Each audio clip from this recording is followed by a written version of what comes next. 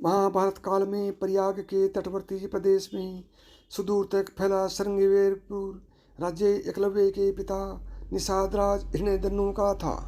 गंगा के तट पर अवस्थित श्रृंगवेरपुर उसकी सुदृढ़ राजधानी थी। उस समय श्रृंगवेरपुर राज्य की शक्ति मगध, हस्तिनापुर, मथुरा और चंदेरी आदि बड़े राज्यों के समकक्ष थी। निषाद हिरण्यधनु और उनके सेनापति गिरिवीर की वीरता विख्यात थी। निषाद राज हिरण्यधनु और रानी सुलेखा के स्नेहांचल से जनता सुखी व संपन्न थी। राजा राज्य का संचालन अमात्य यानी मंत्री परिषद की सहायता से करता था। निषाद राज हिरण्यधनु को रानी सुलेखा द्वारा एक पुत्र प्राप्त हुआ जिसका नाम अभिद्युम्न रखा गया। प्राय लोग उसे अभय नाम से बुलाते थे। 5 वर्ष की आयु में अभय की शिक्षा की व्यवस्था कुलीय गुरुकुल में की गई। बालपन से ही अस्त्र शस्त्र विद्या में बलवान लगन और एक निष्ठता को देखते हुए गुरु ने बालक का नाम एकलव्य संबोधित किया। एकलव्य के युवा होने पर उसका विवाह हिरण्यधनु ने अपने एक निषाद मित्र की कन्या सुनीता से कर दिया। एकलव्य धनुर्विद्या की उच्च शिक्षा प्राप्त करना चाहता था। उस समय धनुर्विद्या में गुरु द्रोण की ख्याति थी, पर वे केवल ब्राह्मण तथा क्षत्रिय वर्ग को ही शिक्षा देते थे और शूद्रों को शिक्षा देने के कट्टर विरोधी थे। महाराज हिरण्यधनु ने एकलव्य को काफी समझाया कि द्रोण तुम्हें शिक्षा नहीं देंगे, पर एकलव्य ने पिता को मनाया कि उनकी शस्त्र विद्या से प्रभावित होकर आचार्य द्रोण स्वयं उसे अपना शिष्य बना लेंगे। पर एकलव्य के सोचना सही न था। द्रोण ने दुतार कर उसे आश्रम से भगा दिया। एकलव्य हार मानने वालों में से न था और बिना शस्त्र शिक्षा प्राप्त लिए वह घर वापस लौटना नहीं चाहता था।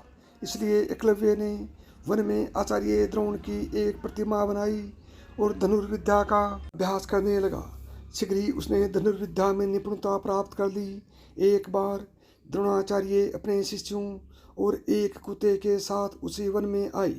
उस समय एकलव्य धनुर्विद्या का अभ्यास कर रहे थे। कुत्ता एकलव्य को देख भौंकने लगा। कुत्ते के भौंकने से एकलव्य की साधना में बाधा पड़ रही थी, अतः उसने अपने बाणों से कुत्ते का मुंह बंद कर दिया। एकलव्य ने इस कौशल से बाण चलाए थे कि कुत्ते को किसी प्रकार की चोट नहीं लगी। कुत्ता द्रोण के पास भागा। द्रोण और शिष्य ऐसी श्रेष्ठ धनुर्विद्या देख आश्चर्य में पड़ गए। वे उस महान धनुर्धर की खोज में लग गए। अचानक उन्हें एकलव्य दिखाई दिया, जिसे धनुर्विद्या को वे केवल क्षत्रिय और ब्राह्मणों तक सीमित रखना चाहते थे। उसे शूद्रों के हाथों में जाता देख उन्हें चिंता होने लगी। तभी उन्हें अर्जुन को संसार का सर्वश्रेष्ठ धनुर्धर बनाने के वचन की याद आई।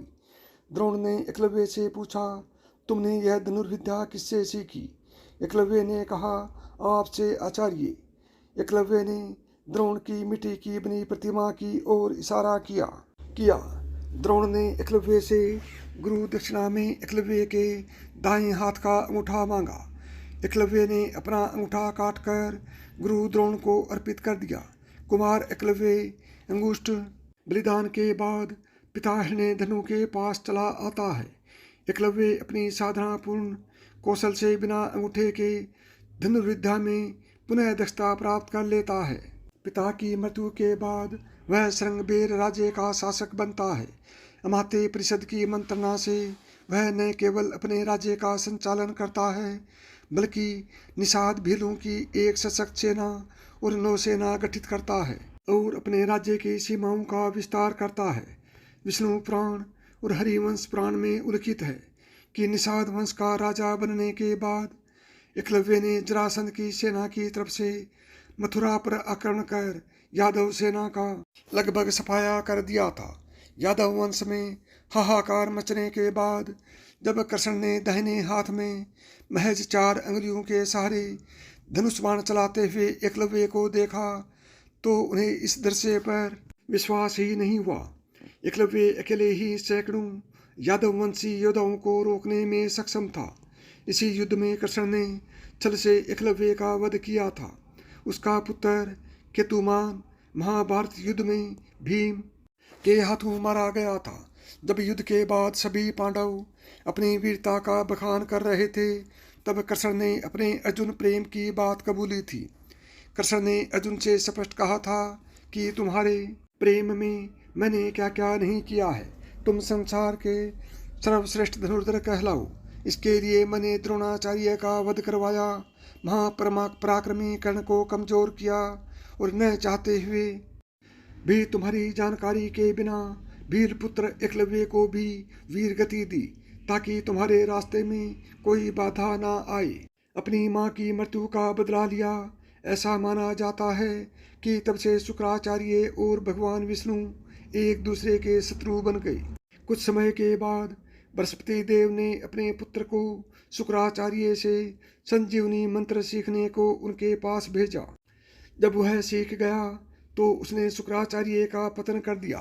साथियों, यदि आपको यह कहानी पसंद आई हो और आप इसी तरह की कहानियाँ सुनना चाहते हैं तो अभी मेधांश की कहानियाँ यूट्यूब चैनल को सब्सक्राइब करें।